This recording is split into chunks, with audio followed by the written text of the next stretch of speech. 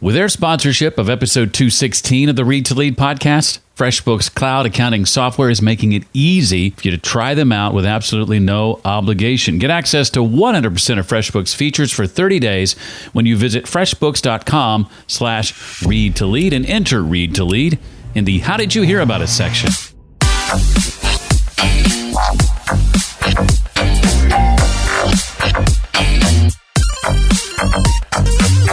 You have to start recognizing your curiosity again. If you've told yourself you're not creative, you're not curious, that is not true, because every human being is naturally curious. That's what makes us live and survive and move forward. Hi, and welcome to the Read to Lead podcast. This is the podcast dedicated to your personal and professional growth. I'm Jeff Brown, and I believe that if you desire to achieve true success in your business and in your life, then one thing you've got to be intentional and consistent about is reading. I just saw a stat from Pew Research last week that suggested that in the last year, only 1 in 4 of us read a book. And I'm on a mission to change that. The Read to Lead podcast is not only going to help you narrow your reading list, but bring you key insights and valuable ideas from some of today's most successful and inspiring authors. Now, today's a bit of an exception. I have an author-to-be on the show. His name is Stephen Warley, and Stephen's got a book coming out in Q1 of 2019. The content of Stephen's upcoming book includes a shared passion, and that's about the future of work and how it's changing. So I'm going to be asking Stephen to share about why more of us feel anxious about work these days. I'll ask him to discuss how work is fundamentally changing. I'll ask that he share his insights on how you can better prepare for the future of work, and a lot more. And one of the topics that Stephen and I are going to be discussing at length is how working for yourself has never been easier. And one of the reasons it's so much easier today than in years past is because of the tools we have at our disposal. They make it so much more simple for us to operate our own businesses. And for me, one of those critical tools is my cloud accounting software. I've personally used FreshBooks cloud accounting software myself since 2009, and I'm delighted that they've chosen to sponsor the Read to Lead podcast. It's very simple to use. I save hours a week over what I used to spend keeping track of what's coming in and what's going out. And when tax time rolls around, I find tidy summaries of my expense reports, my invoice details, sales tax summaries, a lot more. I could not run my business without it. And I think you should check it out too, especially if you find that my conversation with Stephen resonates with you. FreshBooks is giving you the chance to try their software and all its features free for 30 days. And to take advantage of that, you just go to freshbooks.com/read to lead, enter Read to Lead in the How Did You Hear About Us section, and you're well on your way. You don't even need to provide a credit card or anything like that. There's no obligation. Again, just go to freshbooks.com/read to lead. Well, there's this thing happening. Some of us are acutely aware of it, others maybe not so much, but that is the nature of work is changing. And that is a topic that has come up on the show a number of times over the years, and it's a topic that's near and dear to me. And you've probably heard the studies. The number of people venturing out on their own and leaving traditional work is going up, along with the reality that more and more jobs going forward will begin to be automated. There's a distinction there I want to make a little bit later. And if this is something that worries you at all, my guest today, Stephen Warley, is especially qualified to address these issues and more. Stephen left his corporate job over 17 years ago and has not looked back. And now at his blog and his podcast, Life Skills That Matter, he helps others make that transition a smooth one. Now, I have one warning for you. Stephen is not an author. No. But he will be soon. In about the first quarter of 2019, he told his mastermind group. So now he's obligated all the more, my having talked about it on the show. He's going to be citing a number of books throughout our discussion that address specific issues. No need to worry about keeping track of all those books. There will be many. As I said, you can find every one of them at readtoleadpodcast.com/216 for episode 216. So I feel like I've queued this up fairly nicely, Stephen.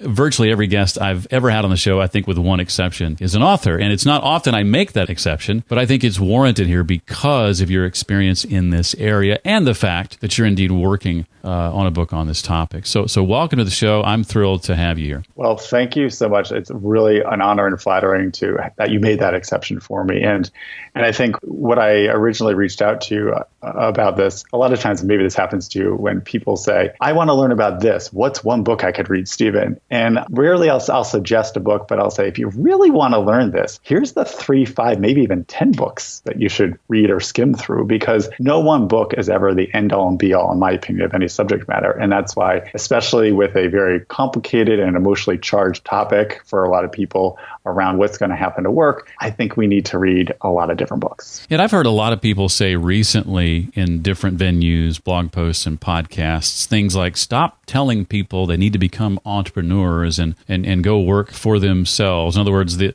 thinking is there's a lot of people with a message along those lines here as of late. What would you say to folks voicing that objection? This is where I've come down. And I after 17 years, and by the way, thank you for saying that I left corporate America. I did not leave on my terms. They kicked me out. And they did the biggest favor of my life. Thank you.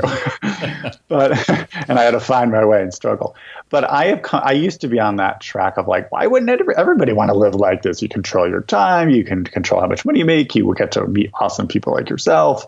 You really get to learn about yourself in a way that traditional employment, I think, doesn't necessarily afford you. I believe the future of work is going to be self-management. I call it the decision shift. And we're all feeling this. If you think about where you were 5 years ago, 2 years ago, you are having to make more decisions than ever before over your work. And you're having to do that in the context of a greater range of choices. So that is kind of a fundamental feature of somebody who is self-employed, as you know, Jeff, that you control every minute of your day. So that means you control every decision that you make in your business. And I say, if you're going to have to manage more and more of your own decisions, you might think about working for yourself. Or as I say, I think right now we're thinking of in terms of where we are right now in 2018 and the definition of what an entrepreneur is and what it means to be traditionally employed or a freelancer. And what I see over the next decade is a greater spectrum of entrepreneurial opportunities where you're going to be managing yourself or working with others. Maybe you're not going to be the one raising money and having it grow super fast in 3 years and then selling it like a Silicon Valley entrepreneur. But then you might be somebody like me or you who we're working from our homes. We're making a good living. We're serving a community that we're really into and around a topic that we're very passionate about. So here's my final thought on that. I think if this is where work is going, at the very least, I was a person who never thought he would work for himself. And like I said, I got laid off and I didn't have a lot of work options. So that's why I dabbled in freelance work. And that's how I started becoming familiar with it. And I think that's the problem too, Jeff, that most of us were taught that we aren't able to work for ourselves. We have an entire educational system that says you got to follow the authority figures, follow the directions. Here's your schedule. We're going to tell you what to do. And we're going to take care of you. Except that has been breaking down over the last 20 to 30 years. And we now have to not only manage ourselves, but help each other, like get back to what it means to be a human and help out your fellow women and men. And I think the best way to prepare yourself for the future of work in the face of change and resiliency is to maybe think about working for yourself for 6 months or a year. And I will tell you, you will never look at yourself, your money, your time, your energy in the same way again. You sent me a link to a blog post you wrote called 4 Primary Trends Fundamentally Changing Work. And you make a distinction that I hinted at a moment ago that I want to dive into here. We all hear about how automation is going to impact work, and sort of the through line is automation is going to eliminate jobs. But you have a slightly different take on that. Can you explain that? Sure. It is, I think, again, the way that we've been talking about the future of work at least in the United States, has been fairly unproductive and unhealthy. I think when we talk about automation, we feel very threatened by it. The average American feels very threatened by it. We immediately think robots are going to take our jobs. And from all the research that I've really dove into, there's a wide spectrum. Yes, it is true. There's going to be a certain percentage, really in the single digits, of jobs that will be completely eliminated.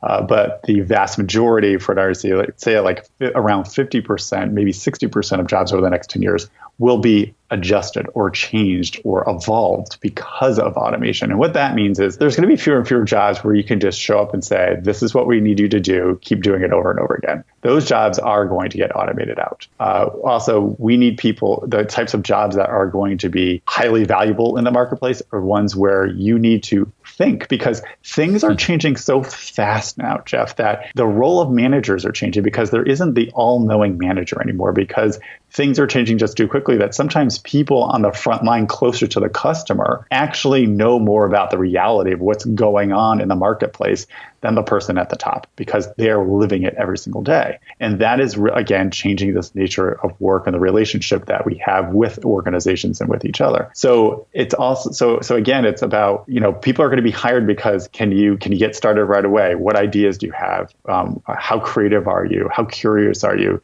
These are the things that are going to be rewarded going forward and help you survive automation. When I graduated college, I remember having this mindset of, thank goodness that's over, or boy, I don't have to learn anymore. That's how awesome is this? And it was 10 years before my mindset changed, and I realized the importance of being a lifelong learner. I think in the last 5 years being self-employed, I have probably learned more skills than the previous 20 when I was gainfully employed. And I think some of that plays into why self-employed people generally seem to be earning more and more. Would you say that's a part of it? Absolutely. It's shocking. It's almost like sometimes I feel like I'm blabbing to everybody about this secret and nobody wants to listen to me.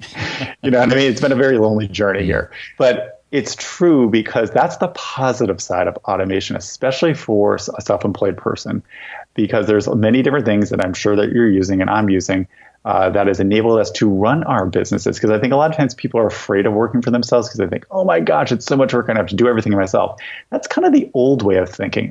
Don't get me wrong, there's a learning curve. You're going to be working your butt off. It's definitely the first couple of years. But as you set up your systems, your processes, and you're using technology, automation, you're going to be able to do way more as an individual. In fact, there's a book out now by Elaine Pultfeld called the $1 million one-person business, or I might have that reversed. It might be the one-person, $1 million business, because she saw from census data an uptick of about 5 to 6% over the last couple of years in terms of solopreneur people making over $100,000 and people making over $1 million.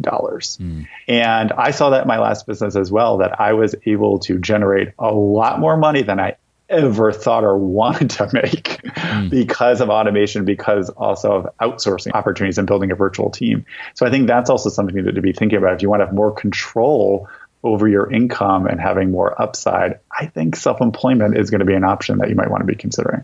And I know for personal experience, and this isn't necessarily going to be the case for everybody, but I've seen my income, except for 1 year, a couple of years ago, increase every year that I've been self-employed. In fact, last year, 2017, my best year yet, and the revenue coming in last year was more than double the salary, the highest salary I ever made as an employed person. And if you'd have told me that 6 or 7 years ago before I became a self-employed person, I would have thought you were crazy. I love that you said this because I see this time and again.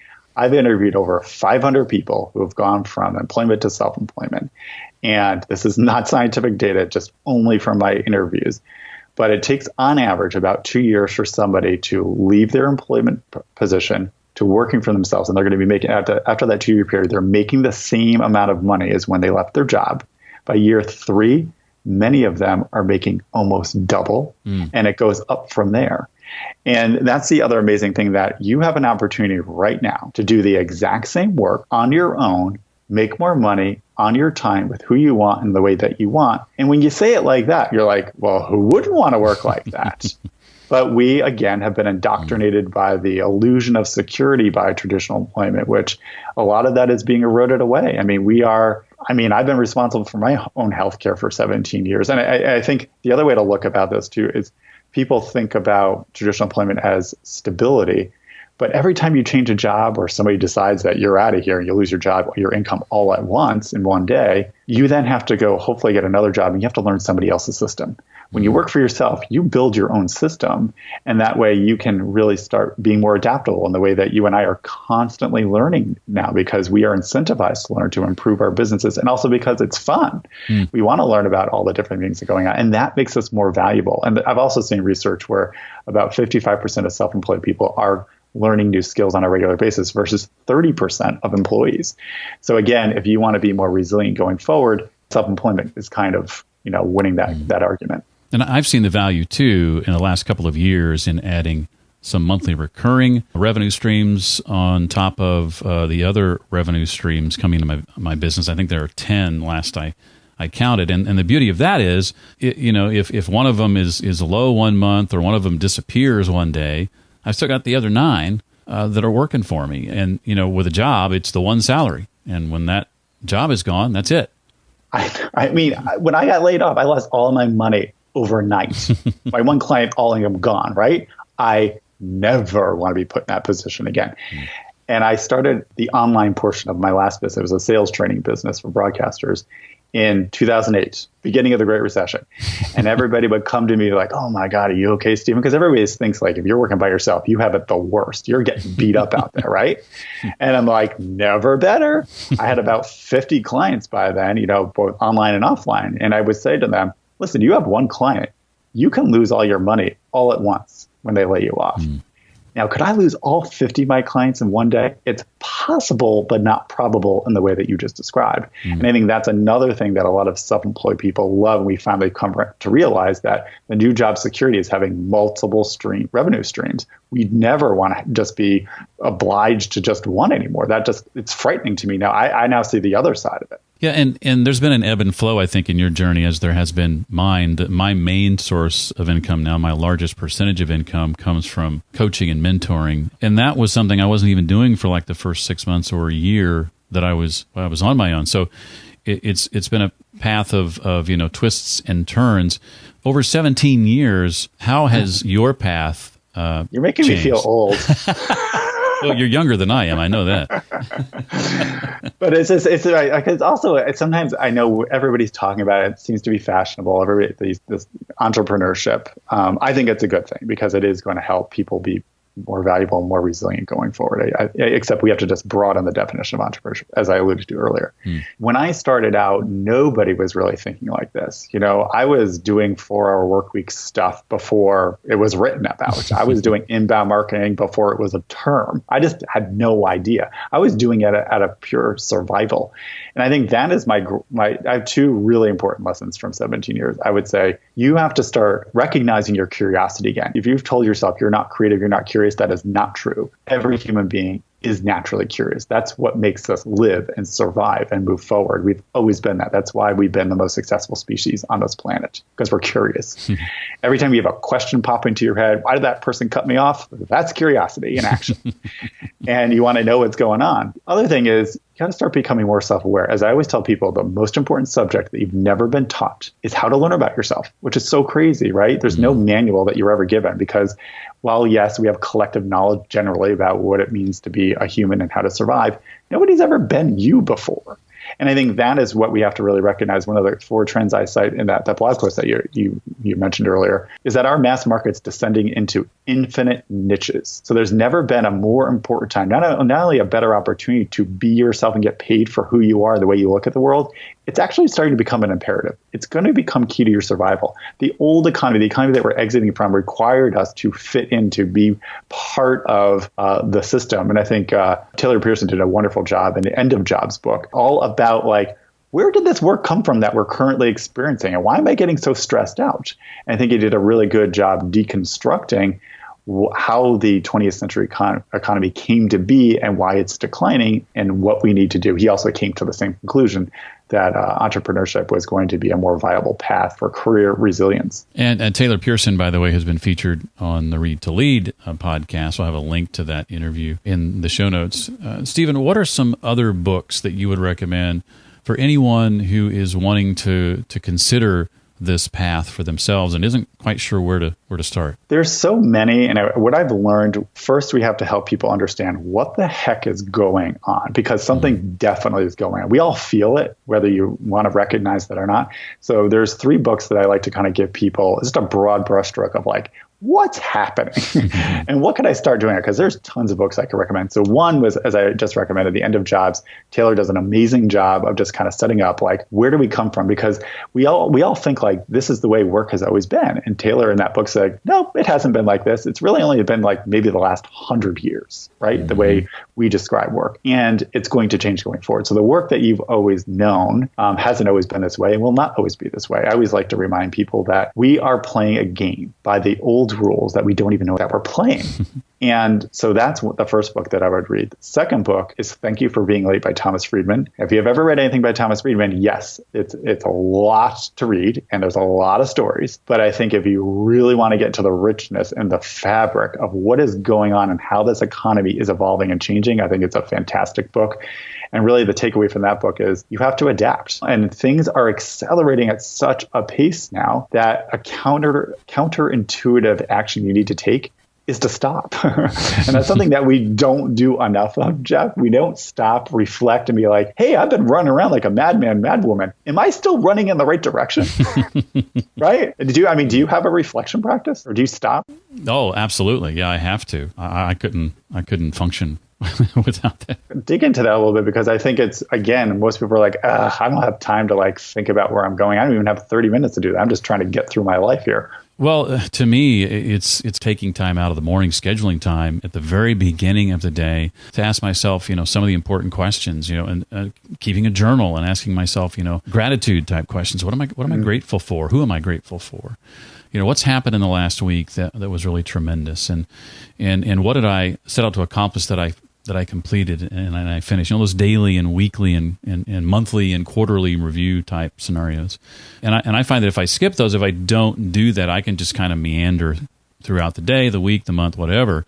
But if I'm constantly taking time to pause, to stop and evaluate where I've come from, where I'm at, and where I desire to head, then more often than not, my life is such that I enjoy it more, I'm more fulfilled, I'm more satisfied, and I'm actually feeling like I'm making more of an impact and a difference. I love it, because you lose your center of gravity. And that's the thing. We all feel a little bit stressed out or cranky because we're out of alignment with who we are. And the pressures of where we're trying to squeeze out what remains of the 20th century economic system is stressing us out even more. And it's asking us to not be ourselves. And we have a human need to want to survive and make money, but we also have a need to express ourselves and our inner selves and to honor that tendency. We all have a tendency of who we are. I just can't help myself but educate myself and share with everything that I've learned about how to prepare people for the future of work. That's my thing. And it's really important to understand what your thing is. So the final book I would recommend is Seth Godin's Linchpin. Just that book is just jam-packed with so many awesome sound bites, quotes, just to whoa, did he just write that? We have to do real work. And that means what he calls creating art, self-expression, your inner self, the way that I was just describing, solve problems that matter. A job is, as I was describing, it's no longer about following instructions. You have to find a problem that you want to solve. You have to do your thing. You have to address a feeling. And one of his most fun recommendations is just think like a kid again. When you were a kid, what did you do to pass the time that nobody asked you to do? Because I will tell you one thing, Jeff, as a kid, I loved doing arts and crafts projects, and I loved having conversations and meeting people. And guess what? I'm still doing it. I love putting together trainings. I'm such a dork. I love it. But it's a project. That's what it is. Yeah, I recently discovered a new podcast that Seth has created. It actually launched in mid-February called Akimbo, Akimbo.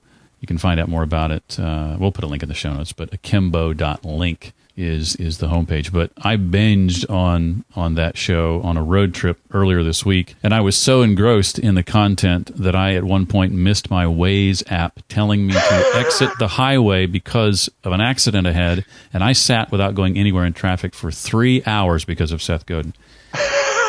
Well, if that's not a huge endorsement, I don't know what is.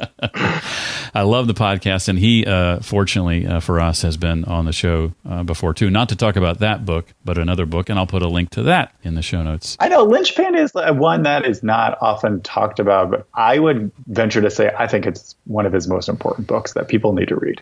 Yeah, it's certainly one of my favorites. Well, speak to organizational hierarchies. We haven't talked a great deal about this. Some of the changes you're noticing in that area. Yeah, I think one of those trends, again, what we've all been used to is this idea of there's a hierarchy, there's a chain of command, there's somebody in charge, and I wait for the orders to come on down to me, and then I might even pass them off if there's people below me.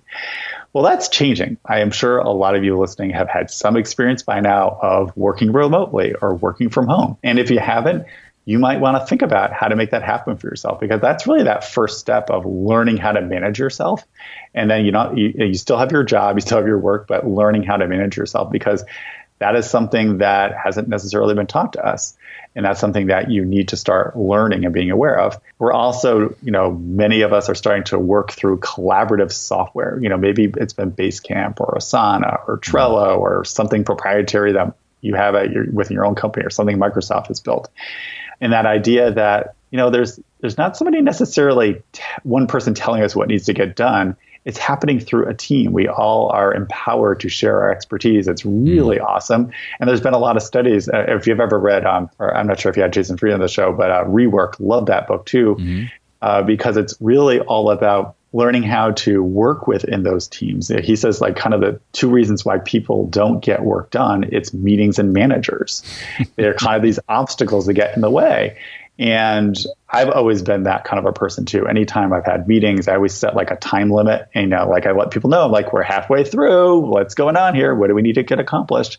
And back to the studies, there's a lot of studies that show that people are actually much more motivated within a team than answering to a boss, because they don't want to let their colleagues and their peers down. Isn't that interesting? Very, very. There are about, including the ones he's already mentioned, about 11 different books that Stephen related to me that speak to one area of this topic or another. I'm going to hook you up with links to all 11 of those books again in the show notes. Stephen, anything else you want to share with us about your thoughts on this change, this world of work, and anything else you're working on before we let you go? Absolutely. If anybody has any questions, by the way, please, throw my contact information there, because there's a lot of books. And if there's a particular area that you feel challenged by or you're curious about, let me know. I'm probably have a book I can recommend for you. As I said, I alluded to, I am working on my own book, because I still think there's a gap in the future of work of really about the individual and how to prepare for this, and not just saying that it has to be all about entrepreneurship.